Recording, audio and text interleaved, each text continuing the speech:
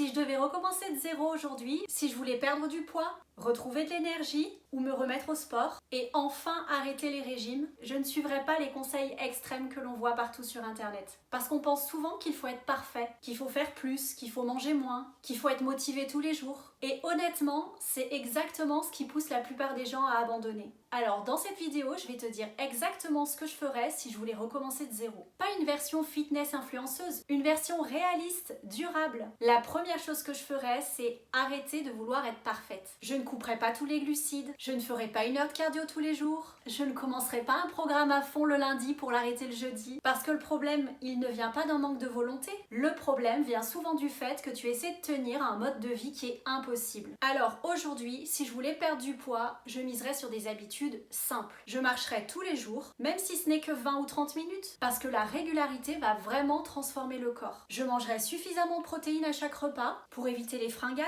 et garder ma masse musculaire, mais également pour avoir plus d'énergie au quotidien. Et surtout, je ferai du renforcement musculaire. Pas forcément tous les jours, mais 2 à 4 fois par semaine, parce que le corps a besoin de muscles. Si tu penses que tu n'as pas suffisamment de temps pour t'entraîner et que tu n'as que 20 minutes par jour à t'accorder, ce n'est pas un problème. Commence par 5 minutes d'échauffement et fais ensuite 15 minutes de mouvements simples, des squats, des fentes, des pompes inclinées, du gainage, c'est tout. Parce qu'un entraînement simple fait régulièrement te permettra d'avoir davantage de résultats qu'un entraînement extrême que tu ne vas pas tenir. Les résultats ne viennent pas d'actions exceptionnelles que tu as fait de manière ponctuelle. Alors fais des choses simples et répète-les. Il est là le vrai secret du fitness. Ce n'est pas une motivation permanente. C'est en fait la capacité de continuer même quand on n'est pas motivé. Et si tu mets en place des actions simples, tu vas être capable de les tenir sur le long terme. Maintenant, si je voulais retrouver de l'énergie, voilà ce que je ferais. D'abord, je n'achèterai pas de complément miracle. Je chercherai d'abord à avoir de bonnes habitudes de base. Je me demanderais plutôt, est-ce que j'ai des heures de sommeil régulières? Est-ce que je m'expose à la lumière du jour dès le matin? Est-ce que je mange suffisamment? Est-ce que je passe mes journées à grignoter? Et est-ce que je bouge un minimum? Parce que souvent, le problème n'est pas un manque d'énergie. C'est juste un problème de mauvaises habitudes ancrées qui en fait vident ta batterie en permanence. On sous-estime énormément l'impact du sommeil, du stress, du manque de mouvement et du manque de récupération. Ce n'est donc souvent pas un manque de motivation, c'est juste que ton corps est épuisé parce que tu lui fais endurer chaque jour. Maintenant, si je voulais arrêter les régimes extrêmes